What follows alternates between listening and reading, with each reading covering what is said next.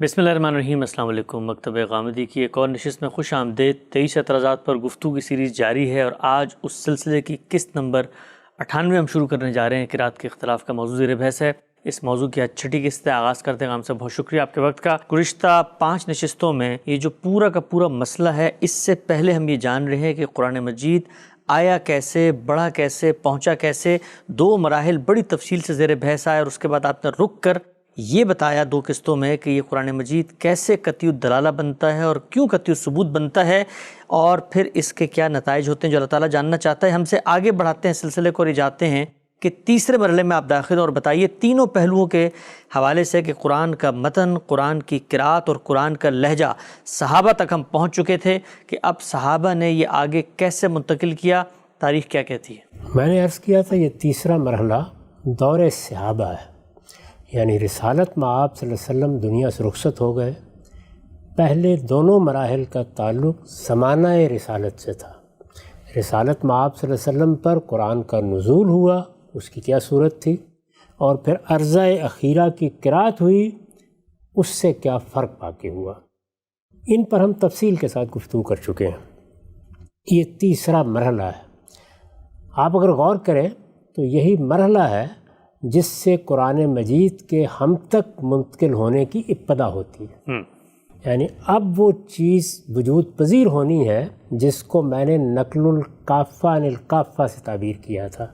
यानी एक जमात, वो सहाबा की जमात है, यहाँ वो एक जम्मे गफ़ीर की सूरत में एक किताब को मुंतकिल कर रही है। वो उसको अपने कौल से मुंतकिल कर रही है, वो अपनी तहरीर से मुंतकिल कर रही है। लोग उसको लिख भी रहे हैं और लोग उसको ज़ुबानी सुना भी रहे हैं। ये बात भी वाज़ेह रहनी चाहिए कि ये इह्तिमाम कुरान के बारे में कि लोग उसे याद कर लेंगे, इतनी बड़ी किताब को याद कर लेंगे, ये भी अपनी जगह पर कुरान ही का एजाज़ है।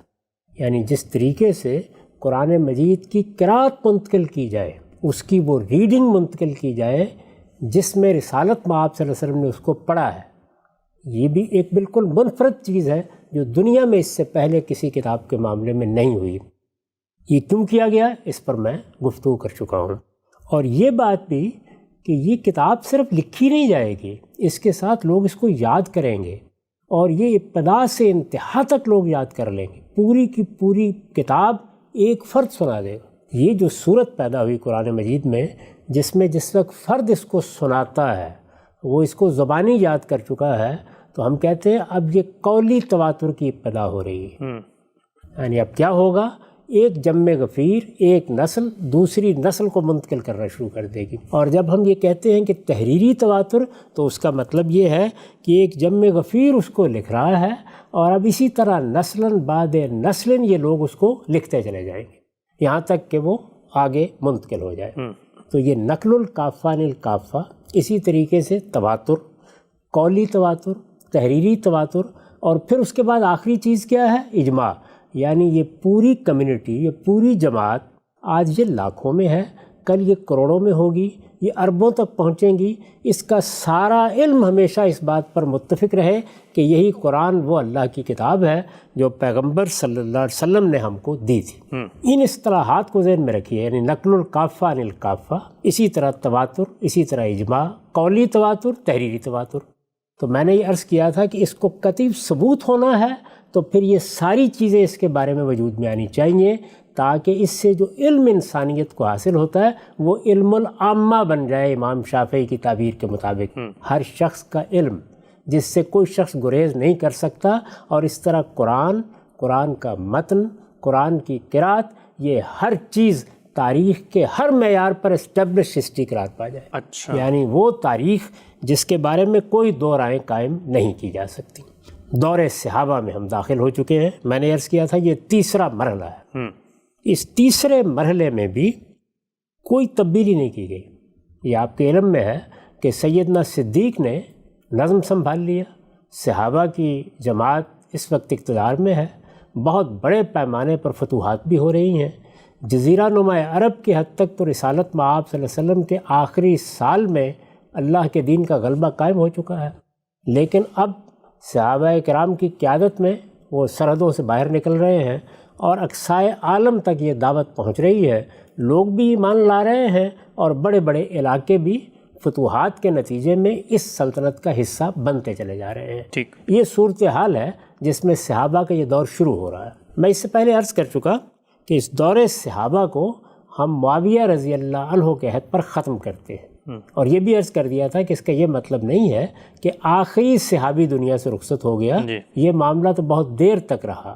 اس کا مطلب یہ ہے کہ نظم اجتماعی اب صحابہ کے ہاتھ میں نہیں رہے گا، یعنی ان کے بعد معاویہ رضی اللہ عنہ کے بعد. میں یہ بھی عرض کر چکا کہ یہ کوئی 50 سال کا عرصہ ہے. تو یہ تیسرا مرحلہ اس 50 سال کے عرصے کی سرگزشت ہے، یعنی اس میں قرآن مجید کے ساتھ کیا معاملات ہوئے ہیں. میں نے ابھی بتایا آپ کو کہ جو طریقہ حضور نے اختیار کیا تھا اس میں کوئی تبدیلی ابتداً نہیں کی گئی. وہ کیا طریقہ تھا؟ وہی تھا کہ قرآن پڑھا جا رہا ہے، قرآن لکھا جا رہا ہے. پڑھنے والے اس کو صرف پڑھ نہیں رہے، دسیوں کی تعداد میں لوگ یاد بھی کر رہے ہیں. یاد کرنے والوں میں کوئی ایک سورہ یاد کرتا ہے، کوئی 10 صورتیں یاد کرتا ہے، کوئی چند آیات یاد کرتا ہے، کوئی پورا قرآن یاد کر لیتا ہے. یہ سلسلہ بھی رسالت مآب صلی اللہ علیہ وسلم کے زمانے ہی سے جاری ہے. ٹھیک. اس میں اب جو کچھ ہونا ہے وہ صرف یہ ہے کہ لوگ عرضہ اخیرہ کی قرات کے مطابق جہاں کہیں کوئی تبدیلی کرنی ہے وہ کر لیں، ریپلیس ہو جائے. یعنی اگر انہوں نے یاد کیا ہوا ہے تو کر لیں، اگر انہوں نے لکھ کر کوئی یادداشت اپنے یہاں رکھی ہوئی ہے تو اس میں یہ تبدیلی کر لیں. اس کے سوا کچھ چیز بھی نہیں ہے. رسالت مآب صلی اللہ علیہ وسلم کے زمانے میں یہ جو طریقہ تھا کہ لکھنے والے لکھ لیں اور یاد کرنے والے یاد کریں، یہی سلسلہ اب بھی ہے. صحابہ کرام اسی پر عمل پیرا ہیں. جس جگہ رسالت مآب صلی اللہ علیہ وسلم نے کو چھوڑا ہے اسی طریقے کو وہ اختیار کیے ہوئے ہیں. اپنے بچوں کو بھی پڑھا رہے ہیں، آگے تعلیم بھی دے رہے ہیں. وہی صورتحال جو اگر تھوڑی دیر کے لیے آپ اس دور سے اس دور میں داخل ہو جائیں تو اس وقت بھی ہے. اچھا. یعنی اس وقت ہم کیا کر رہے ہیں؟ قرآن مجید کو ہم پڑھ رہے ہیں. قرآن مجید کو دسیوں، قرآن مجید کو سینکڑوں بلکہ ہزاروں لوگ زبانی یاد کیے ہوئے ہیں. اس وقت بھی صورتحال یہی ہے. کسی مسلمان کو 10 صورتیں یاد ہیں، کسی کو 20 صورتیں یاد ہیں، کسی کو کہیں سے یاد ہے، کسی کو کسی دوسری جگہ سے یاد ہے، اور جن کو یاد ہے وہ اس کو سنا بھی رہے ہیں، اور اگر کہیں کو غلطی کرتے ہیں تو دوسرے لوگ اس کی تصحیح بھی کر رہے ہیں. رمضان میں خاص طور پر اس کے سنانے کا ہم اہتمام کرتے ہیں. اسی طرح تحریر اب چھاپے خانے کی مدد سے اشاعت اور طباعت کے ایک وسیع نظام میں تبدیل ہو چکی ہے.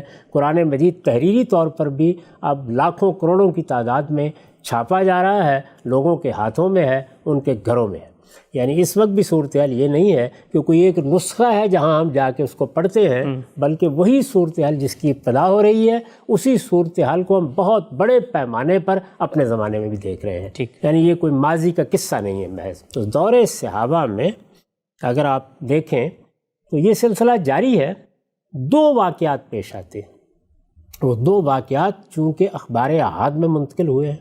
اخبار احاد میں جب کوئی چیز منتقل ہوتی ہے تو یہ آپ جانتے ہیں کہ اس میں راوی حضرات بہت کچھ تصرفات کر دیتے ہیں. بعض موقعوں پر وہ بات کے بعض حصے حذف کر دیتے ہیں. بعض چیزوں کو اس طرح بیان کرتے ہیں کہ اگر آدمی دقت نظر کے ساتھ نہ دیکھے اور پورے پس منظر میں رکھ کر نہ سمجھے تو بعض اوقات بڑی غلط فہمیوں کا باعث ہو جاتا ہے. تو اس لیے وہ دونوں واقعات میں اب آپ کے سامنے رکھوں گا. جی. دونوں واقعات امام بخاری نے نقل کیے ہیں. یہ آپ جانتے ہیں کہ ہمارے ہاں اخبار احاد کی بنیاد پر جو تاریخ نقل ہو رہی ہے امام بخاری کی صحیح اس کا سب سے مستند ماخذ. تو اس لحاظ سے اگر آپ دیکھیں تو یہ بالکل واضح ہو جائے گا کہ یہ دونوں واقعات کس پس منظر میں پیش آئے ہیں، ان کی نوعیت کیا ہے، ان کو ہم کس طرح سمجھیں گے، اور یہ جو کچھ میں نے اب تک عرض کیا ہے اس میں ان کی کیا نوعیت ہے.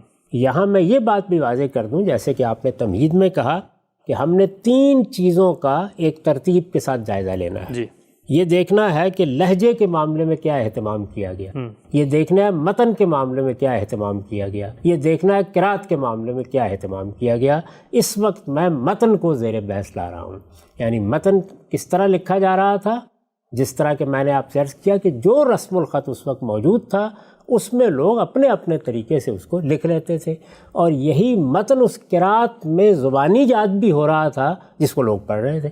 یعنی وہ قرات کا بھی جزو لا ینفک تھا اور اس کو الگ سے لکھا بھی جا رہا تھا. ٹھیک. یہ صورتحال تھی جس میں یہ 2 واقعات پیش آئے. ان میں سے پہلے واقعے کو جب ہم بخاری میں دیکھتے ہیں تو یہ معلوم ہوتا ہے کہ صحابہ کو یہ تشویش لاحق ہو گئی ہے کہ یہ قرآن زبانی یاد ہے، خاص طور پر اس کی قرات تو لوگوں کے حافظے ہی میں ہے، اسی سے وہ منتقل ہو رہا ہے۔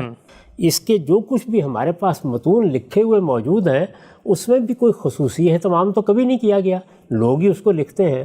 تو بہت سے لوگ جنگوں میں شہید ہو رہے ہیں، یہ قرآن مجید آگے منتقل ہونا ہے، یہ قیامت تک کے لیے لوگوں کی ہدایت ہے۔ تو کہیں ایسا نہ ہو جائے کہ یہ قرآن مجید لوگوں کے دنیا سے رخصت ہونے کے نتیجے میں، میری پچھلی بحث کو یاد کیجیے، لوگوں نے اس کو آگے منتقل کرنا ہے، تو اگر لوگ ہی نہ رہے، یعنی یہ وہ تشویش ہے۔ ظاہر ہے اللہ کو کیا منظور ہے، وہ عالم الغیب کیا اہتمام کیے ہوئے ہے، یہ تو ان کے علم میں نہیں ہے، وہ تو اپنے حالات میں کھڑے ہو کر یہ دیکھیں گے۔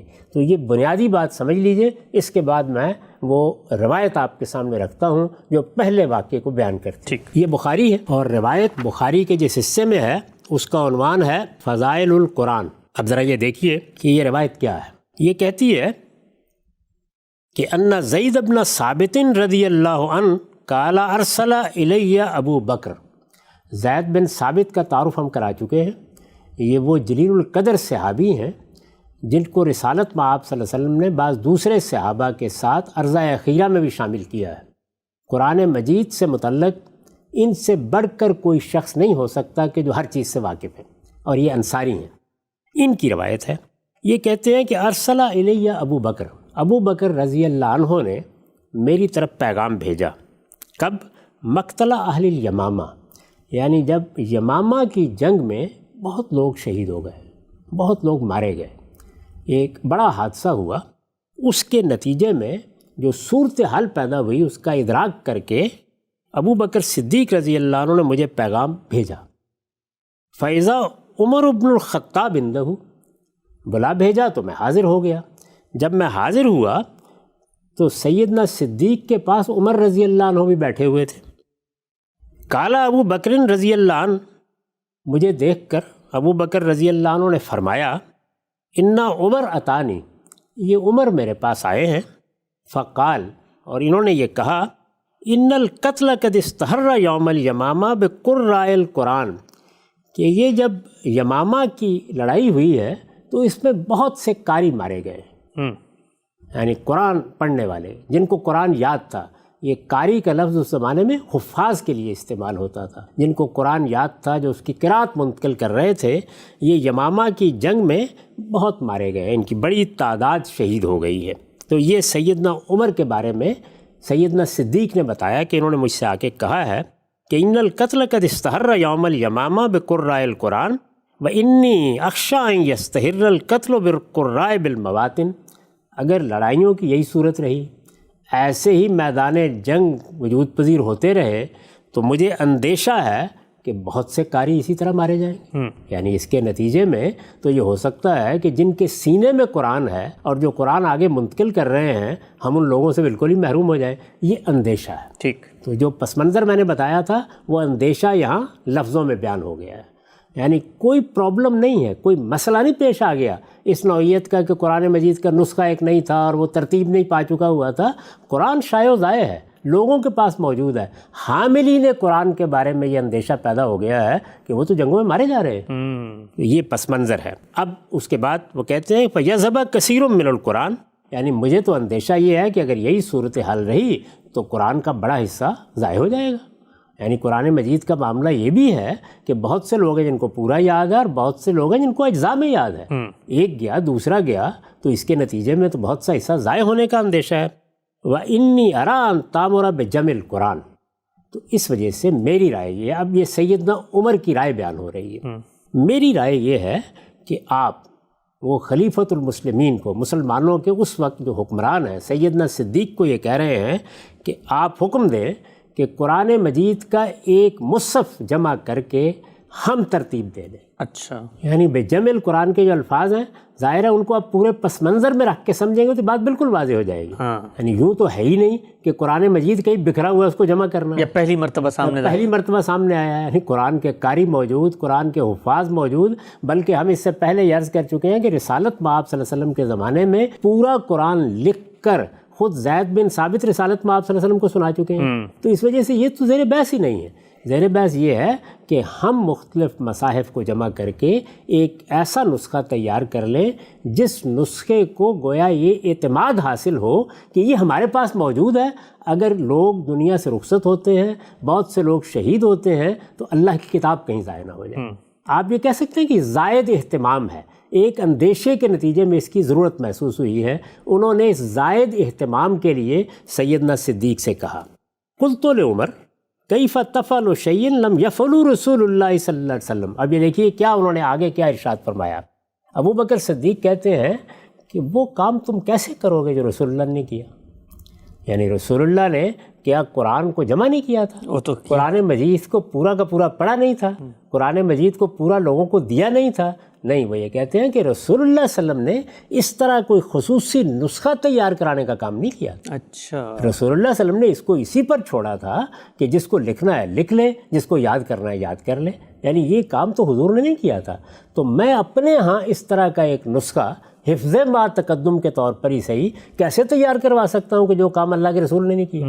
یعنی اگر لوگوں کے شہید ہونے، لوگوں کے دنیا سے جانے کا اندیشہ ہمیں ہے تو حضور کو بھی ہوگا. تو انہوں نے تو اس طرح کا اہتمام نہیں کیا، میں یہ اہتمام کیوں کروں. یہ ہے وہ جواب جو سیدنا صدیق نے دیا. قال عمر ھذا واللہ خیر. عمر رضی اللہ عنہ نے کہا کہ آپ کی جو بھی رائے ہو، لیکن میرا مشورہ آپ مان لیں اسی میں خیر ہے. یعنی یہ بہتر ہے. وہ ایک اندیشہ محسوس کر رہے ہیں نا، لوگ دنیا سے رخصت ہو رہے ہیں، ہمارے پاس ایک نسخہ ہونا چاہیے جو پورے اہتمام سے تیار کیا ہے. یہ ایسے ہی ہے کہ دنیا میں ہزاروں اہتمام ہوئے ہیں، لیکن ایک تو ہمیں کر کے رکھ لینا چاہیے تاکہ اس کے بارے میں کوئی تردد نہ ہو. یعنی اس کو ہم سب مل کر کریں، یہ خلیفۃ المسلمین کے اہتمام میں ہو اور یہ نسخہ یہاں موجود رہے تاکہ اگر سب کچھ بھی ضائع ہو جائے تو یہ تو موجود رہے. یہ وہ بات ہے جو وہ کر رہے ہیں. فلم یزل عمر یراجعنی حتی شرع اللہ صدری لذالک. سیدنا صدیق کہتے ہیں کہ عمر بار بار مراجعت کرتے رہے، مجھے توجہ دلاتے رہے، یہاں تک کہ اللہ تعالیٰ نے اس کے لیے میرا سینہ بھی کھول دیا. یعنی میں قائل ہو گیا، میں مطمئن ہو گیا کہ یہ خیر کا کام ہے، یہ ہمیں کر کے رکھ لینا چاہیے، یہ حفظ ما تقدم کے لیے ضروری ہے. وَرَأَيْتُ فِي ذَلِكَ الَّذِي رَأَى عمر. تو انہوں نے فرمایا کہ میری بھی رائے وہی بن گئی ہے جو عمر کی رائے ہے. قال ابو بکر انک رجل شاب عاقل لا نتہمک. اور زید بن ثابت سے انہوں نے کہا کہ تم نوجوان آدمی ہو، بڑے عاقل ہو.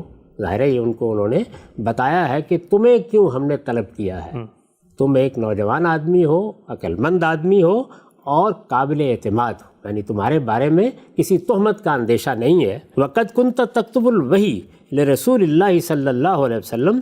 اور پھر مزید یہ کہ تم تو رسالت مآب صلی اللہ علیہ وسلم کے لیے وہی لکھتے بھی رہے ہو. یہ یاد ہوگا کہ رسالت مآب صلی اللہ علیہ وسلم جن لوگوں کو خاص طور پر کہتے تھے کہ لکھ لیں قرآن، ان میں یہ بھی شامل تھے، عرضہ اخیرہ میں بھی شامل تھے. اور پھر ہم یہ روایت بھی پڑھ چکے ہیں کہ سارا قرآن انہوں نے لکھا اور لکھ کر رسالت مآب صلی اللہ علیہ وسلم کو سنا دیا. وہ ان کا اپنا نسخہ تھا جس طرح باقی مسلمانوں کے نسخے تھے.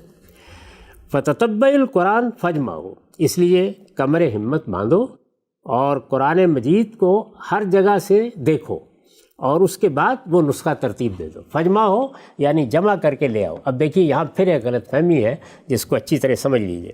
جو اہتمام کیا گیا، راوی حضرات چونکہ اس کو پوری طرح گرفت میں نہیں لے سکے تو وہ جو الفاظ استعمال کرتے ہیں ان کی 2-3 تعبیریں ہو جاتی ہیں، اس سے غلط فہمی پیدا ہوتی ہے. کہا کیا گیا ہے یہ نسخہ کسی کا ذاتی نسخہ نہیں ہے.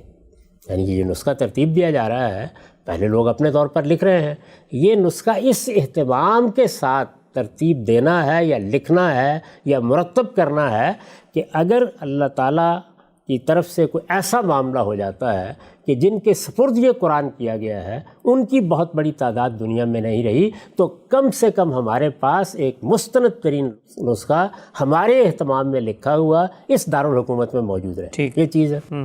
یہ حیثیت کیسے اختیار کرے گا یہ نسخہ؟ یہ لازم ہے اس کے لیے کہ اس سے متعلق کسی اختلاف کی گنجائش نہ ہے. تو جو کچھ موجود ہے یعنی اب کسی کو یاد ہے صحابہ میں سے جو مدینے میں لوگ موجود ہیں، کسی کو یاد ہے تو ان کو بھی بلا لو، کسی کے پاس لکھا ہوا ہے تو ان سے کو بھی لے آئے. یعنی یہ نسخہ اب محض تم نے اس طرح ترتیب نہیں دینا، یہ مطلب ہے اس لفظ کا. یعنی یہ جو کہا گیا نا قرآن کا تتبع کرو، قرآن کو تلاش کرو، قرآن کہیں گم نہیں ہے، وہ سیدنا صدیق کے سینے میں بھی ہے، وہ عمر کے سینے میں بھی ہے، وہ زید بن ثابت کے سینے میں بھی ہے، لکھا ہوا بھی ہے، صحابہ کرام کے پاس موجود ہے۔ یعنی جو حکم دیا گیا وہ یہ تھا کہ جہاں جہاں بھی صحابہ ہیں جنہوں نے حضور کے زمانے سے لکھا ہے، ان میں سے اگر کسی کے سینے میں ہے تو اس کو کہو آ کے مقابلہ کرے۔ ایک دن میں تو نہیں لکھا جانا نا، کئی دن لگنے ہیں اس میں، بلکہ ہو سکتا ہے مہینے لگے۔ مقابلے کا لفظ کس مفہوم میں کہا آپ نے؟ میں ایک کاتب کی حیثیت سے لکھ رہا ہوں، جو میں لکھ رہا ہوں آ کے دیکھتے رہیے، وہ آپ کے سینے کے بھی مطابق ہے، وہ آپ کے لکھے ہوئے بھی مطابق ہے، آئیے دیکھتے رہیے اس کو، یعنی تم بھی دیکھو وہ بھی دیکھیں، ٹھیک، تاکہ نہ تمہارے ہاں کوئی تردد باقی رہے اس نسخے کے بارے میں، نہ صحابہ کرام کے دل میں کوئی تردد باقی رہے۔ ایسا نہ ہو کہ یہ نسخہ ہم ترتیب دے دیں، کل کو اس کی کہیں ضرورت پیش آئے تو کوئی صاحب یہ کہے کہ میرے ہاں تو ایک اور چیز موجود ہے، اس کا خاتمہ کر دیا جائے۔ بڑا غیر معمولی اہتمام ہے۔ اب میں عرض کروں، ہم بھی یہی کرتے ہیں۔ یعنی اس وقت جب قرآن مجید کی کتابت کی جاتی ہے تو کئی نسخے جمع کر کے دیے جاتے ہیں کہ جہاں تردد پیدا ہو وہاں ان سب نسخوں کو دیکھ لیجئے۔ اچھا، کاتب کو دیے جاتے ہیں، آج بھی دیے جاتے ہیں۔ اسی طریقے سے قرآن سے متعلق بہت سی کتابیں لکھی ہوئی موجود ہیں، وہ بھی فراہم کی جاتی ہیں۔ اسی طریقے سے جہاں بڑا اہتمام کیا جاتا ہے وہاں بہت سے اہل علم کی کمیٹی بنا دی جاتی ہے، اور وہ بعض اوقات سینکڑوں ہوتے ہیں جو جائزہ لیتے ہیں، جو اس کے پروف پڑھتے ہیں۔ تو کسی چیز کو جب آپ اس طرح سے ترتیب دے رہے ہوتے ہیں تو یہ سارا اہتمام کیا جاتا ہے۔ یہ مطلب ہے سیدنا صدیق کے حکم کا، ٹھیک، کہ یہ کرو، اور اس طرح اس اہتمام کے ساتھ اس طرح مقابلہ کر کے اس طرح لوگوں کے سینوں میں جو کچھ ہے اور جو کچھ ان کے پاس لکھا ہوا ہے اس کے بالکل مطابق کہیں کوئی اختلاف کی گنجائش نہ رہے، قرآن کا یہ نسخہ تیار کرو۔ فَبَلَّهِ لَوْ كَلَّفُونِي نَقْلَ جَبْلٍ مِّنَ الْجِبَالِ مَا كَانَ أَثْقَلَ عَلَيَّ مِمَّا أَمَرَنِي بِهِ مِنْ جَمْعِ الْقُرْآنِ۔ زید بن ثابت کون ہے؟ پورے قرآن کے حافظ۔ زید بن ثابت کون ہے؟ عرضہ اخیرہ میں شامل ہو چکے ہوئے ہیں۔ زید بن ثابت کون ہے؟ قرآن لکھ کے بھی رسالت میں آپ صلی اللہ علیہ وسلم کو سنا چکے ہیں۔ کہتے ہیں کہ یہ جو مجھے ذمہ داری دی گئی، مجھے یہ ذمہ داری اگر دی جاتی کہ میں پہاڑ کسی کو اٹھا کے لے آؤں تو وہ مجھے آسان لگتی اس کے مقابلے، اس لیے کہ اب معاملے کی نوعیت یہ نہیں رہی کہ وہ اپنے اعتماد پر اپنا کوئی نسخہ لکھ رہے ہیں۔ اس کا مطلب یہ ہے کہ وہ پوری مسلمان امت کی طرف سے ایک اہتمام کر رہے ہیں، اور مسلمانوں کے حکمران نے ان کو ذمہ داری دی ہے، اور محض یہ نہیں ہے کہ اپنے حافظے کے لحاظ سے قرآن کی ایک نقل تیار کر دو، بلکہ اس سے کہیں بڑی ذمہ داری ہے کہ صحابہ کرام میں سے جو لوگ بھی قریب میں موجود ہیں ان کے پاس لکھا ہوا ہے وہ بھی جمع کر لو، اور ان میں سے کسی کو یاد ہے تو وہ بھی اس سے سن لو، اور ایک ایک چیز کو سامنے رکھ کر یہ نسخہ ترتیب دو۔ اس پر وہ یہ تبصرہ کر رہے ہیں کہ مجھے کوئی پہاڑ اٹھا لانے کے لیے کہا جاتا تو مجھے وہ زیادہ آسان لگتا، اتنی بڑی ذمہ داری میرے اوپر ڈال دی گئی۔ تو اس طریقے سے یہ معاملہ شروع ہوا اور انہوں نے یہ ذمہ داری اٹھائی۔ قُلْتُ كَيْفَ تَفْعَلُونَ شَيْئًا لَمْ يَفْعَلْهُ رسول اللہ صلی اللہ علیہ وسلم۔ اس سے پہلے یعنی ذمہ داری تو وہ اٹھا لیں گے، لیکن اس سے پہلے وہ کہتے ہیں کہ جب مجھے یہ کہا گیا تو میں نے بھی وہی بات کہی جو سیدنا صدیق نے عمر سے کہی تھی۔ سیدنا صدیق اور سیدنا عمر میں جو مکالمہ ہوا تھا، اور سیدنا عمر نے آ کر کہا تھا کہ قرآن مجید آپ لکھوائیں اور اس طریقے سے ایک نسخہ تیار کروائیں، تو سیدنا صدیق نے یہ کہا تھا کہ وہ کام ہم کیسے کر سکتے ہیں جو حضور نے نہیں کیا؟ کہتے ہیں میں نے بھی یہی کہا۔ اچھا، کیف تفعلون شیئا لم یفعلہ رسول اللہ صلی اللہ علیہ وسلم۔ رسول اللہ صلی اللہ علیہ وسلم نے تو ایسا کوئی خاص نسخہ تیار نہیں کروایا تھا، یہاں کوئی نسخہ نہیں رکھوایا تھا، لوگوں پر چھوڑ دیا تھا، تو یہ کام آپ کیسے کر سکتے ہیں؟ قال هو واللہ خیر۔ تو سیدنا صدیق نے کہا، وہی کہا جو اس سے پہلے عمر کہتے تھے کہ بخدا اسی میں خیر ہے، یعنی ہم نے بہت غور کر لیا ہے۔ یہ ظاہر ہے کہ ایک بڑا اختصار کے ساتھ اپنا نقطہ نظر بیان کرنے کا طریقہ ہے، ہم نے بہت غور کر لیا ہے، اسی میں بہتری ہے۔ فلم یزل ابو بکر یراجنی حتی شرع اللہ صدری للذی شرع لہ صدر ابی بکر و عمر رضی اللہ عنہما۔ یہ کہتے ہیں کہ یہ میں نے فوراً نہیں بات مان لی، ابو بکر بھی اسی طرح مراجعت کرتے رہے، بار بار مجھے توجہ دلاتے رہے، میں آمادہ نہیں ہو رہا تھا، یہاں تک کہ ان کے توجہ دلانے کا نتیجہ یہ نکلا کہ اللہ نے میرا سینہ بھی اس چیز کے لیے کھول دیا جس کے لیے اس نے ابو بکر کا سینہ کھولا تھا، جس کے لیے اس نے عمر رضی اللہ عنہ کا سینہ کھولا تھا۔ تو مجھے بھی اطمینان ہو گیا کہ اسی میں خیر ہے، ہمیں یہ کام کرنا چاہیے۔ تو اب کہتے ہیں میں نے کام شروع کیا۔ فتتبعت القرآن اجمعہ، تو اب میں نے قرآن مجید اکٹھا کرنا شروع کیا۔ کہاں سے؟ یعنی کسی کے پاس وہ کہاں تھا؟ من الاسب، کسی کے پاس وہ کھجور کی چھڑیوں پر لکھا ہوا تھا، کاغذوں پر، مصحف پر تو لکھا ہوا تھا۔ یہ جملہ کیا ہے؟ یہ نہیں ہے کہ قرآن مجید اسی طرح لکھا ہوا تھا، لوگوں نے مصحف بھی بنائے ہوئے تھے، صحیفے بھی بنائے ہوئے تھے، لکھا ہوا بھی تھا۔ یہ بھی آخر لکھنے والے ہیں، یہ کسی چھڑی پر تو نہیں لکھنے والے، پتھر پر تو نہیں لکھنے والے، نہیں، لوگوں نے اپنی سہولت کے لحاظ سے اگر کسی چھڑی پر بھی لکھا ہوا تو وہ تک میں نے اس کو بھی میں نے منگوا لیا۔ اچھا، واللخاف، اور اسی طریقے سے بعض لوگوں نے پتھر کے بعض ٹکڑوں پر لکھا ہوا تھا، پتلا سا پتھر ہوتا ہے یا ٹھیکری ہوتی ہے، اس پر لکھا ہوا تھا، وہ بھی میں نے منگوا لیا۔ وہ صدور الرجال، اور جن کو یاد تھا ان سے میں نے کہا جا تم بھی، اچھا، یعنی میں نے ان سب سے کہا وہ صدور الرجال کہ جس کے پاس جس چیز پر بھی لکھا ہوا، ایک آیت بھی لکھی ہوئی ہے وہ لے آئیں، اور اسی طریقے سے جن کو یاد ہے وہ بھی آ جائیں۔ یعنی اب گویا اس اہتمام کے ساتھ یہ نسخہ تیار ہو رہا ہے۔ تو یہ کہتے ہیں کہ جب میں نے یہ اہتمام کر لیا، حتیٰ وجدت آخر سورۃ التوبہ ما ابی خزیمۃ الانصاری، یہاں تک کہ یہ جو میں ایک ایک آیت تلاش کرتا پھر رہا تھا، تو اس میں نے سورہ توبہ کا آخری حصہ ابو خزیمہ انصاری کے ہاں پایا۔ لم اجدہ ما احد غیرہ، اس طریقے سے ایک آیت یا آخری حصہ الگ سے لکھا ہوا میں نے کسی اور کے یہاں نہیں دیکھا تھا۔ اچھا، یعنی گویا لوگ جس طریقے سے لکھ رہے تھے وہ بیان کر رہے ہیں کہ میں نے تتبع کو کس کمال تک پہنچا دیا، کہاں تک چلا گیا۔ یعنی جس کے پاس بھی مجھے پتا چلا کہ کوئی چیز موجود ہے میں لے آیا، اس کے بعد وہ آیت نقل کی ہے، لقد جاءکم رسول من انفسکم عزیز علیہ ما عنتم، اور کہتے ہیں حتیٰ خاتمت بھرا، یعنی اس آیت سے لے کر سورہ توبہ کے خاتمے تک کی آیات ان کے پاس تھیں۔ یہ اس طریقے سے، اس اہتمام سے، اس طرح سے کہتے ہیں کہ میں نے وہ نسخہ تیار کیا جو ہمارے پاس رہے گا۔ کس اندیشے سے؟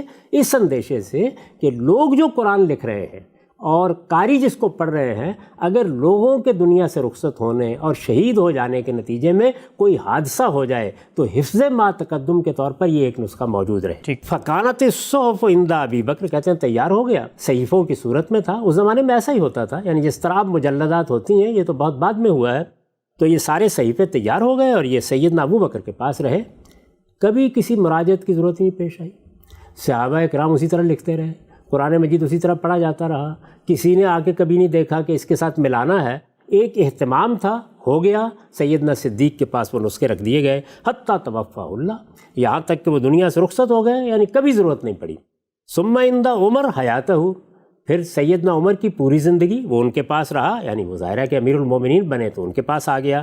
ثم عند حفصہ بنت عمر رضی اللہ عنہا، اس کے بعد جب سیدنا عمر دنیا سے رخصت ہوئے تو وہ اندیشہ ہی ختم ہو چکا تھا، یعنی جس اندیشے کو سامنے رکھ کر یہ کیا گیا تھا، مسلمان پھیل چکے تھے، قرآن کے قاریوں کی بڑی تعداد وجود میں آ چکی تھی، اب جنگوں میں بھی اگر مارے جائیں تو کوئی اندیشہ باقی نہیں رہا تھا، چنانچہ سیدہ حفصہ کے پاس بھیج دیا گیا کہ اب اس کو اس اہتمام کے ساتھ رکھنے کی ضرورت نہیں ہے، ام المومنین ہے، اور پھر سیدنا عمر کی بیٹی بھی ہیں، ان کے پاس بھیج دیا گیا وہ نسخہ کہ آپ اسے اپنے پاس رکھیے، نہیں رہے تو محفوظ آپ کے پاس، لیکن اب اس طرح مراجعت کی ضرورت نہیں، سرکاری اہتمام کی ضرورت نہیں، امیر المومنین کے پاس رکھنے کی ضرورت نہیں، کیونکہ جس اندیشے سے اس کو رکھا گیا تھا الحمدللہ وہ پیش ہی نہیں ہے۔ سبحان اللہ، یہ پہلے واقعے کی حقیقت ہے، جس کو میں نے چند چیزوں کی وضاحت کے ساتھ اس لیے سمجھا دیا ہے کہ اس سے متعلق بڑی غلط فہمیاں لوگوں نے پیدا کر دی۔ ایک دو وضاحتیں مختصر ہم سب، یہ کہا جاتا ہے جس طرح اس پوری روایت سے واضح ہو گیا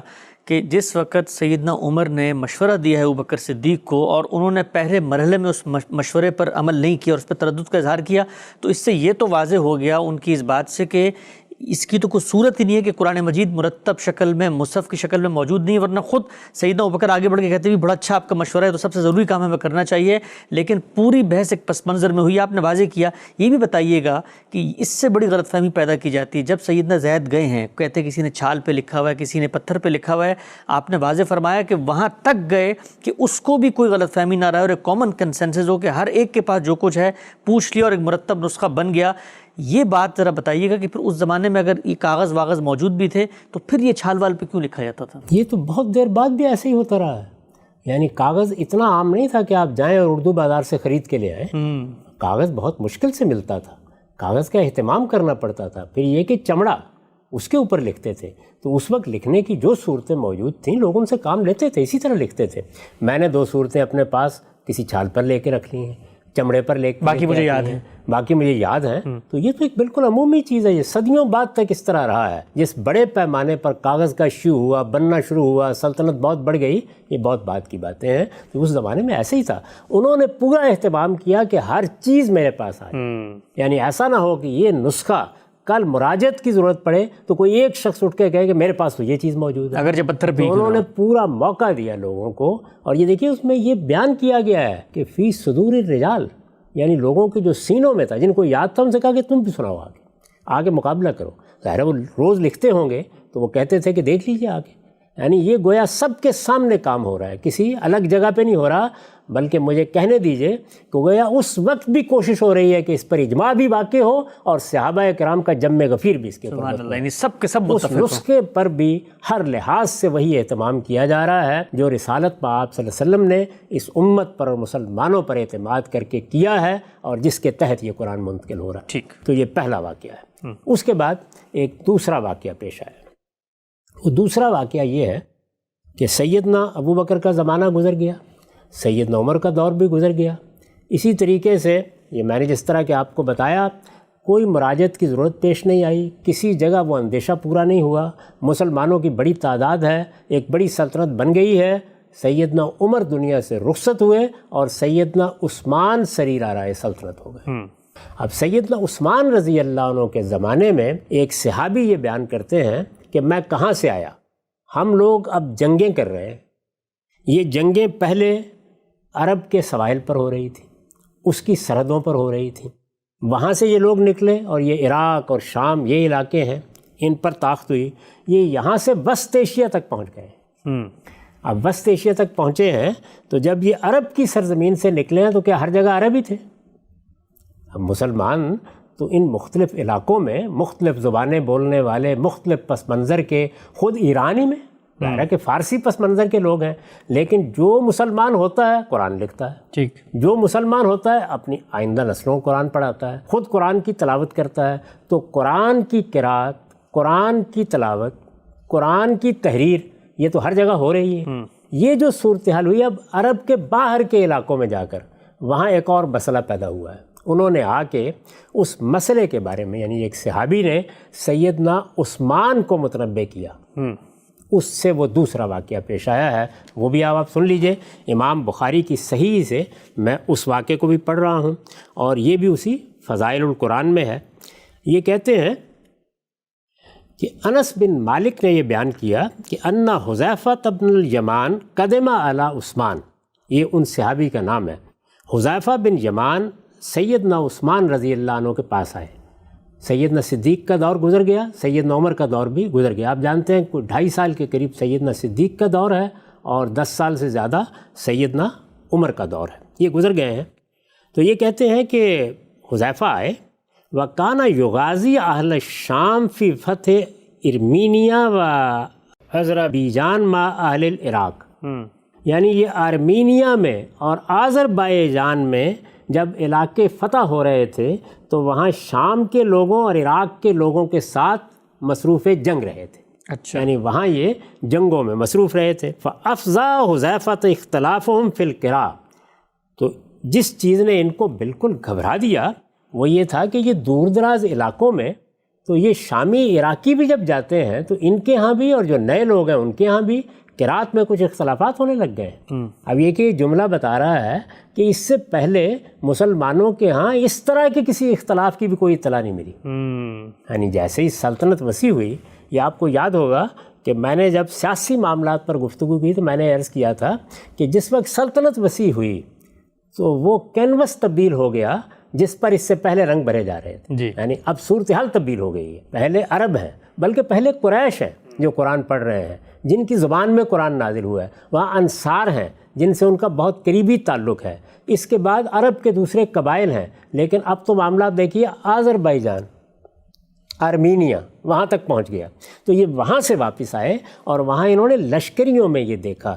لشکریوں میں دیکھیے دیکھنے کے بڑے مواقع پیدا ہو جاتے ہیں، اس لیے کہ عام حالات میں آپ گھر میں کیا پڑھ رہے ہیں، میں کیا پڑھ رہا ہوں، یہ تو معلوم نہیں ہوتا.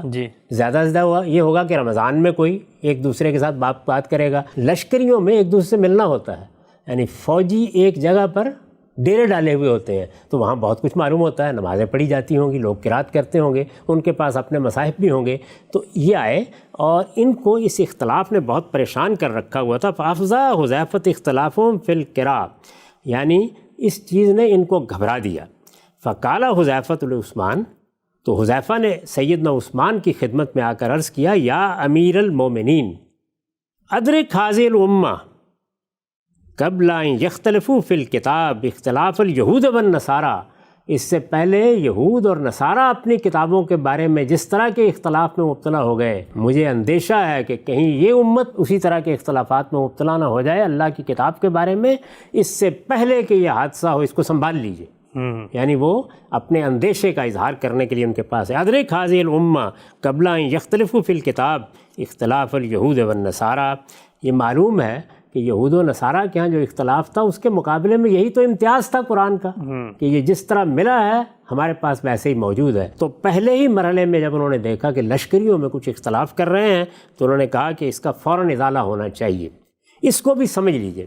ایک چیز یہ ہے کہ مجھے قرآن یاد ہے، یاد کرنے والا دوسرے سے سن کے یاد کرتا ہے، اس میں سہو و نسیان تو ہو سکتا ہے لیکن کسی بڑی غلطی کا امکان نہیں ہوتا. ٹھیک، یہ ہم اب بھی جانتے ہیں کہ جس وقت وہ لوگ جو حفاظ ہیں قرآن پڑھتے ہیں، اگر میں نے غلطی کی ہے، مجھ سے کوئی سہو ہوا ہے تو آپ درست کر دیں گے، آپ سے ہوئی ہے تو میں درست کر دوں گا. یہی وہ چیز ہے جو اجماع اور تواتر کی وجہ سے ہر غلطی سے قرآن کو پاک رکھتی ہے، ٹھیک، یا کسی بھی چیز کو پاک رکھتی ہے. تو جب لوگ قرات کر رہے ہوتے ہیں یا زبانی پڑھ رہے ہوتے ہیں تو اس میں یہ اندیشہ نہیں ہوتا. لیکن کیا سب لوگ حفظ کرتے ہیں؟ اس وقت کی صورتحال یہ ہے، سارے کے سارے حفاظ ہوتے ہیں؟ نہیں. کیا اس وقت جو لوگ مسلمان ہو رہے تھے ان میں سے ہر ایک قرآن کا حافظ ہو جاتا تھا؟ بہت بڑی تعداد میں لوگ زبانی بھی یاد کرتے تھے، زیادہ تر لوگ اپنے پاس لکھ کے رکھ لیتے تھے. اور میں یہ عرض کر چکا ہوں کہ لکھ کر جب رکھا جائے گا تو اس وقت کے رسم الخط میں لکھا جائے گا.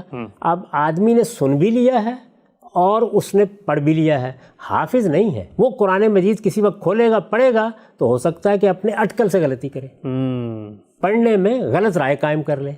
کسی جملے کی تعریف کے معاملے میں عربیت کے طریقے پر وہ سمجھے کہ بات درست ہے لیکن غلط ہو، اور اگر عجمی ہے تو اور بھی زیادہ امکان ہے. تو یہ گویا لکھے ہوئے نسخے جو لوگوں کے پاس موجود ہیں، اور اس وقت کی صورتحال یہ ہے کہ لکھے ہوئے نسخے ہم میں سے ہر ایک کے گھر میں موجود ہیں لیکن حفاظ تو اتنی بڑی تعداد میں نہیں ہوتے. تو اس وجہ سے انہوں نے جو کچھ دیکھا ہے وہ کیا ہے کہ متن کے پڑھنے کی بنیاد پر غلطی ہو رہی ہے. ٹھیک. تو یہ سمجھ لیجئے کہ یہ اصل میں جن لوگوں نے زبانی یاد کیا ہے یہ ان قاریوں کی غلطی نہیں ہے. زبانی یاد کرنے والے وہ خود بھی ہیں، اور یہی لوگ ہیں کہ جنہوں نے دیکھا کہ بعض لوگوں نے جو نسخے لکھ رکھے ہوئے ہیں ان کو جب وہ پڑھتے ہیں تو اس میں غلطیاں ہوتی ہیں. ٹھیک. تو یہ بات انہوں نے آ کے بتائی اور انہوں نے کہا کہ اس امت کو سنبھالیے اس سے پہلے کہ اللہ کی اس کتاب میں بھی اسی طرح کے اختلافات ہونے لگ جائیں جس طرح کے یہود و نصارہ کے ہاں ہوئے ہیں. فارسل عثمان الی حفصہ. اب یہ دیکھیے سیدنا عثمان نے کیا کیا. لوگ کہتے ہیں سیدنا عثمان نے قرآن ترتیب دیا، انہوں نے سیدہ حفصہ کی طرف بھیجا. وہ جو نسخہ اس اہتمام کے ساتھ سیدنا صدیق نے ترتیب دلوایا تھا وہ انہوں نے منگوا لیا، یعنی جو پہلے سے مرتب ہوا وہ پہلے سے موجود تھا. فارسل عثمان الی حفصہ ان ارسلی الینا بالصحف ننسخها فی المصاحف ثم نردها الیک. پیغام کیا بھیجا؟ پیغام یہ بھیجا کہ آپ وہ جو صحیفے آپ کے پاس لکھے ہوئے ہیں وہ ہمیں بھیج دیں، ہم ان کی نقلیں تیار کریں گے. مختلف مصاحف میں نقلیں تیار کریں گے، یعنی جس طریقے سے اب ہم چھاپتے ہیں، اب قرآن کی نقلیں تیار ہوتی ہیں تو انہوں نے کہا ہم نقلیں تیار کریں گے اور نقلیں تیار کر کے آپ کا نسخہ آپ ہی کو واپس کر دیں گے. فارسلت بہا حفصۃ الی عثمان. تو سیدہ حفصہ نے وہ نسخہ وہ سیدنا صدیق کے زمانے میں جو تیار کیا گیا تھا وہ عثمان رضی اللہ عنہ کو بھیج دیا. فامر زید بن ثابت. اب انہوں نے کیا کیا؟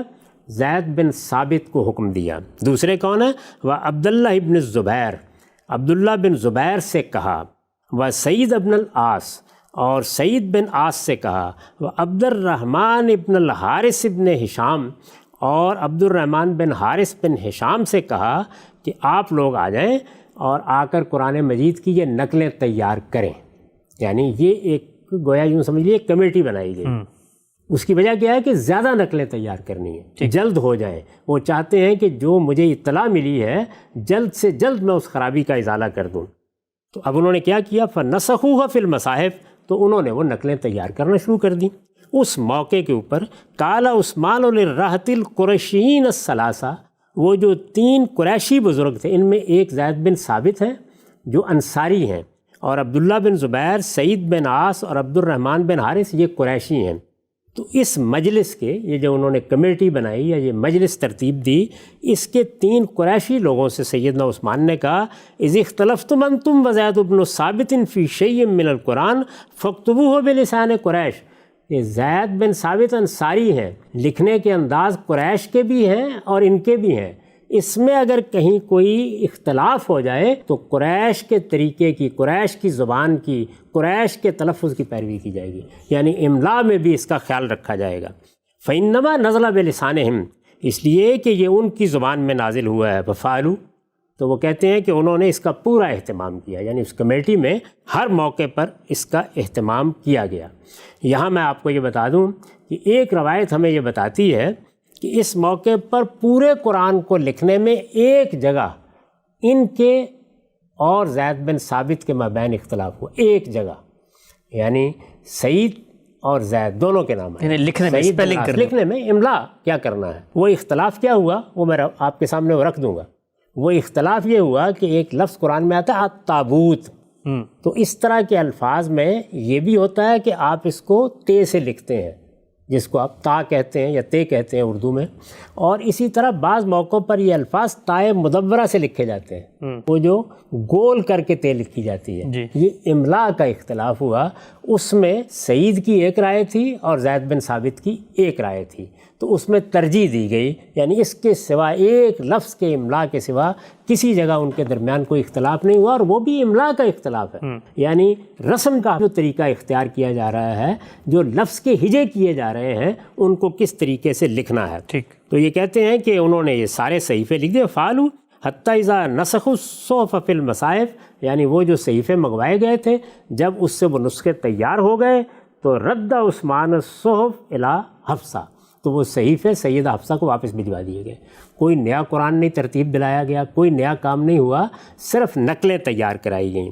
وَأَرْسَلَ إِلَىٰ كُلِّ عُفْقٍ بِمُصْحَفٍ مِمَّا نَسَخُوا، تو جو نسخے انہوں نے تیار کیے، جو نقلیں انہوں نے تیار کی، وہ انہوں نے ساری دنیا میں بھیج دی، ہر علاقے میں بھیج دیں، یعنی جو بڑی سلطنت تھی اس میں ہر ملک میں ہر علاقے میں بھیج دی گئیں۔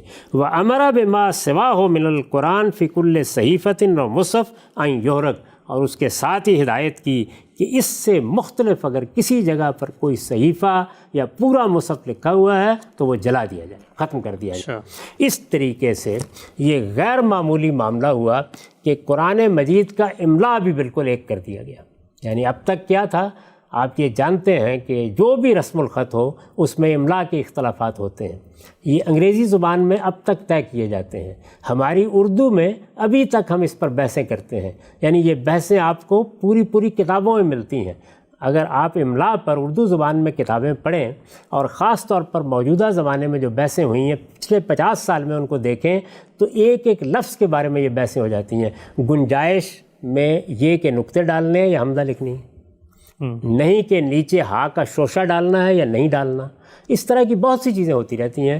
تو انہوں نے بھی اس کا پورا اہتمام کیا کہ جو قریش کا لکھنے کا طریقہ ہے، املا بھی قرآن کا اس طریقے سے ہو جائے۔ یہ قرآن کا املا، پھر عرض کر دوں، یعنی آپ جب کسی لفظ کو لکھتے ہیں تو ایک یہ ہے کہ وہ لفظ کیا ہے، اس کا تلفظ کیا ہے، ایک یہ ہے کہ جملہ کس طریقے سے پڑھا جائے گا، ایک یہ ہے کہ جس رسم الخط میں بھی آپ لکھ رہے ہیں اس کے ہجے کیسے کر رہے ہیں، اس میں املا کیا ہے، یعنی جو حروف جن سے الفاظ بنتے ہیں ان کی صورتیں کیا ہیں۔ تو اس معاملے میں بھی کوئی اختلاف باقی نہ رہے، سیدنا عثمان نے یہ اہتمام کیا کہ قریش کے طریقے پر قرآن مجید کے متن کا املا کر دیا جائے گا، اور پھر اس کے بعد اس سے مختلف املا نہیں ہو سکتا، اس لیے کہ باقی سب سے کہا کہ وہ اس کو ضائع کر دیں۔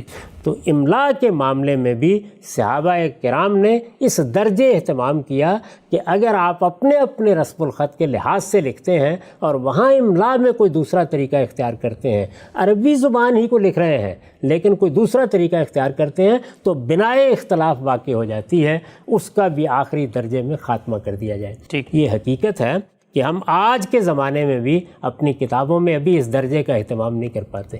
میں دسیوں کتابیں دیکھتا ہوں جس میں املا کی غلطیاں ہوتی ہیں یا مختلف املا ہوتے ہیں، یعنی اس میں ہم اس زمانے میں ابھی تک وہ متحدہ صورت پیدا نہیں کر سکے، اس پر ابھی کام کرتے رہتے ہیں۔ لیکن سیدنا عثمان نے اس کا بھی اہتمام یعنی یونیفارمٹی کر کہ قرآن مجید کا جو متن لکھا جائے گا، یعنی قرات تو لوگ زبانی کر رہے ہیں، اس میں تو حافظے نے اگر کوئی غلطی کرنی ہے تو کرنی ہے، لیکن جو لوگ لکھ رہے ہیں وہ املا میں بھی اب قرآن مجید کے اس املا کی پیروی کریں گے جس کا اہتمام کر دیا گیا ہے، جس میں قرآن لکھا دیا گیا ہے اور جو قریش کے طریقے کے مطابق ہے۔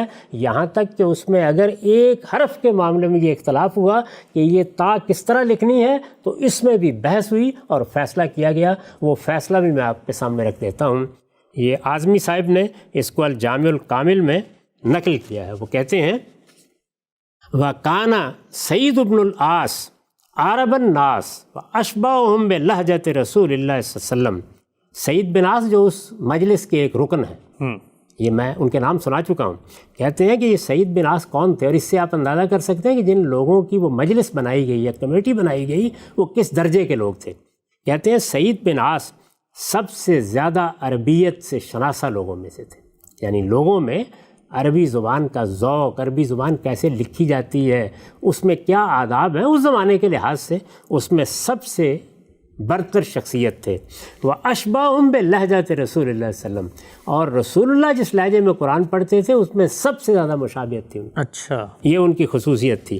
فَأَمَرَ عثمان زید بن ثابت يَسْتَعِينَ بِهِ فِي الْإِمْلَاءِ، تو عثمان رضی اللہ عنہ نے حکم دیا کہ وہ ان سے مدد لیں املا میں، یعنی قرآن کے املا میں۔ اس سے یہ واضح ہو گیا کہ یہاں مسئلہ کیا ہے، املا کو یکساں کرنا، ہجے ایک ہونے چاہیے، قرآن مجید کے حروف کو لکھنے کا طریقہ ایک ہونا چاہیے، اس میں بھی کوئی اختلاف کبھی پیدا نہ ہو سکے۔ بیان کرتے ہیں وَلَمْ يَخْتَلِفْ زید وَسَعید فی شین اللہ فی حرف واحد فی سورۃ البقرہ، یعنی سیدنا عثمان نے زید بن ثابت سے کہا تھا کہ جب تم تحریر کرو گے یا لکھو گے تو املا کے معاملے میں سعید سے مدد لینی ہے۔ تو سعید اور زید کے مابین کسی چیز میں کوئی اختلاف نہیں ہوا، یعنی مدد کی ضرورت نہیں پڑی، البتہ ایک حرف کے لکھنے میں اختلاف ہوا، اور وہ حرف سورہ بقرہ کے ایک لفظ میں ہے۔ فقال احدهما التابوت وقال الاخر التابوت، یعنی لفظ وہی ہے، بولنا بھی ویسے ہی ہے، لیکن یہ کہ کیا وہ لکھتے وقت بڑی تا سے لکھا جائے گا یا تائے مدورہ سے لکھا جائے گا۔ فاختیرہ قرات و زید، یعنی زید جیسے اس کا املا کرتے تھے اس کو اختیار کر لیا گیا، اس کو ترجیح دی گئی۔ لأنه کان کاتب الوحی، اس لیے کہ وہ تو حضور کے سامنے لکھتے رہے تھے۔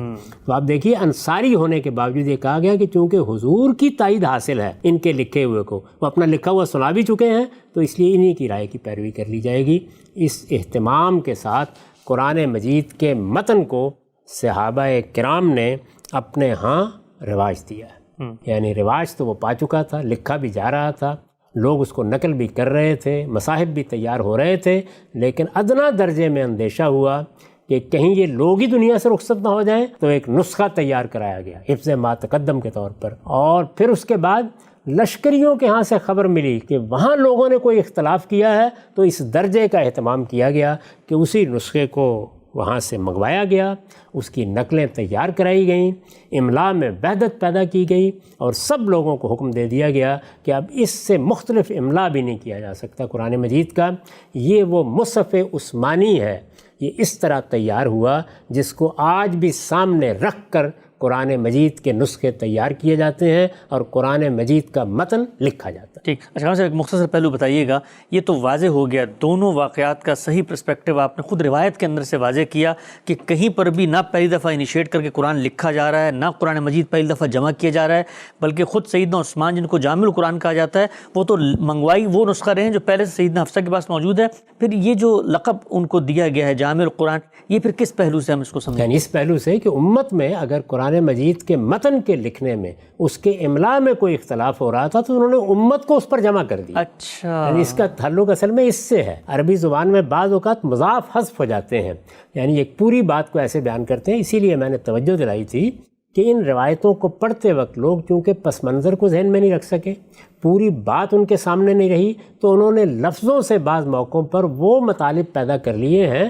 جو اصلاً مقصود ہی نہیں ہے۔ تو میں نے اسی وجہ سے دونوں واقعات کو سامنے رکھ کے آپ کو بتا دیا کہ یہ ہو رہا ہے، یعنی پہلے واقعے میں محض حفظ ما تقدم کے طور پر ایک نسخہ تیار کرا کے سیدنا ابو بکر کے پاس رکھا جا رہا ہے، اور دوسرے مرحلے میں نسخے تیار کر کے شائع و ضائع کیے جا رہے ہیں۔ ہاں، یہ اہتمام کیا جا رہا ہے کہ اب املا کے معاملے میں بھی، یعنی املا سمجھتے ہیں نا، لفظوں کو آپ سپیل کرتے ہیں، ان کو جس وقت آپ لکھتے ہیں تو حروف کی صورتیں وجود میں آتی ہیں، تو املا کیا ہوگا، اس کے معاملے میں بھی یہ اہتمام کر دیا گیا کہ اب یہی املا ہے جس کی پیروی کی جائے گی۔ اور میں آپ سے عرض کر چکا ہوں کہ آج بھی جب ہم کہتے ہیں کہ یہ مصحف عثمانی کے مطابق لکھا گیا ہے اور ہر قرآن کے پیچھے اس کی تصریح کرتے ہیں، تو وہ اصل میں وہ فیصلہ ہے جس کی اس وقت سے لے کر آج تک ہم پیروی کر رہے ہیں۔ ٹھیک ہے صاحب، ایک نازک سا سوال وہ یہ کہ یہ دونوں اہتمام، دونوں واقعات جو ہم نے پڑھے، اگر یہ وجود پذیر نہ ہوتے اور رسالت مآب صلی اللہ علیہ وسلم اجماع اور تواتر کے وہ قطعی ذریعے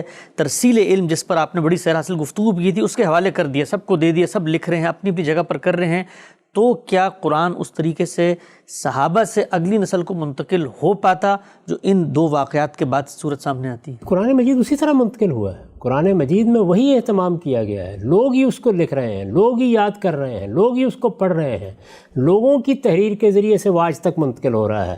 یہ تو میں نے آپ سے عرض کیا ہے کہ اس اہتمام نے پہلے ہی مرحلے پر کسی اختلاف کا خاتمہ کر دیا، ورنہ کیا ہوتا، ورنہ وہی ہوتا جو آج ہوتا ہے۔ یعنی ہم تقابل کرتے رہتے ہیں، اور چونکہ ایک جم غفیر لکھ رہا ہے، جم غفیر پڑھ رہا ہے، ہزاروں کی تعداد میں لوگوں کو یاد ہے، تو باہمی طور پر اس کے مقابلے سے اختلافات دور ہوتے رہتے ہیں۔ تاہم یہ ہو سکتا ہے کہ کہیں کوئی جھگڑا ایسا پیدا ہو جاتا جس کو حل کرنے کے لیے خدائی کو کوئی اہتمام کرنا پڑتا، تو ظاہر ہے کہ جو خدائی اہتمام ہے اس خدائی اہتمام میں بھی انسانوں ہی کے ذریعے سے ہونا ہے۔ تو ایک بڑی سلطنت قائم ہے، تو وہ اس معاملے میں متربع کیوں نہ ہو۔ ہمارے اپنے زمانے میں ہمارے سامنے پاکستان میں یہ خبر ملی اور اچانک یہ معلوم ہوا، اور ہمارے اس زمانے میں ایک بڑے عالم مذہبی امور کے وزیر تھے، انہوں نے وزیر اعظم کو، جو زمانے میں ذوالفقار علی بھٹو تھے، یہ بتایا کہ قرآن کی طباعت میں غلطیاں ہو رہی ہیں۔ اچھا، اس زمانے بالکل اسی طرح کی صورتحال تھی، یعنی لوگ کچھ محتاط نہیں رہے، یہ لوگ جو اپنے طور پر قرآن چھاپ رہے ہیں، اور ظاہر ہے بہت سے ادارے ہیں جو قرآن چھاپتے ہیں، تو اس میں ایسی غلطیاں رہ جاتی ہیں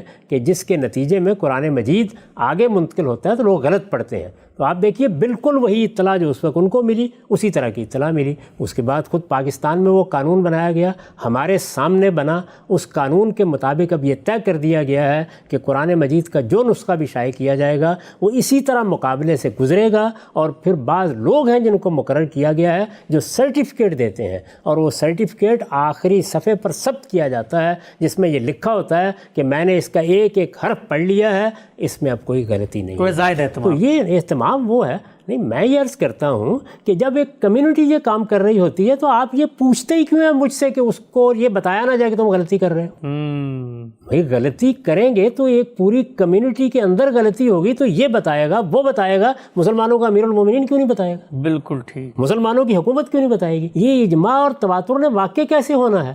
یعنی یہ کوئی گدھوں پر کتاب لاد دی گئی، یہ انسان ہے، ان سے غلطیاں بھی ہوں گی، کوتاہیاں بھی ہوں گی، اسی لیے تو اجماع اور تواتر حتمی حجت بن جاتا ہے کہ اگر یہاں ہوں گی تو یہ توجہ دلائے گا، وہاں ہوں گی تو یہ توجہ دلائے گا، اور اگر کہیں اس طرح کی غلطی ہوگی کہ ریاست کو توجہ دلانی ہے تو ہماری حکومت اس کے لیے قانون، وہ نسلوں کو منتقل اسی لیے کیا گیا ہے، نسلوں کو منتقل اس لیے کیا جاتا ہے۔ تو اس طرح سے قرآن مجید کے متن کی حفاظت کا اہتمام صحابہ کرام نے کیا۔ یہ دو ہی واقعات ہیں جو پیش آئے، اس کے بعد کبھی کوئی ضرورت پیش نہیں آئی، تو یہ میں نے دونوں آپ کے سامنے بخاری سے رکھ دیے، دونوں روایتیں آپ کو سنا دیں، اور یہ بتا دیا کہ یہ اہتمام کس وجہ سے ہوا، کس پس منظر میں ہوا، اور کیا اہتمام ہوا۔ ہم صاحب یہ معاملہ تھا متن قرآن کا۔ اس زمین میں جو دو واقعات بیان کیے جاتے ہیں اس کی بھی آپ نے پورا کا پورا وہ پرسپیکٹو، پس منظر بھی رکھ کے بتایا، اور یہ بات تیسرے مرحلے میں واضح فرمائی آپ نے کہ صحابہ کرام کے دور میں متن قرآن کی حفاظت اور اس کو آگے منتقل کرنے کا کیا اہتمام ہوا، یہ پہلو واضح ہوتا ہے۔ لیکن تیسرے مرحلے کے دو پہلو بھی باقی ہیں، ایک یہ کہ پھر قرات کو صحابہ کرام نے آگے کیسے پہنچایا، اور پھر قرآن کا لہجہ اس کا کیا معاملہ تھا۔ تیسرے مرحلے کی یہ تفصیل انشاءاللہ زیر بحث لائیں گے اگلی نشست میں۔ وقت یہاں پہ ختم ہوتا ہے، اب تک آپ کا بہت شکریہ۔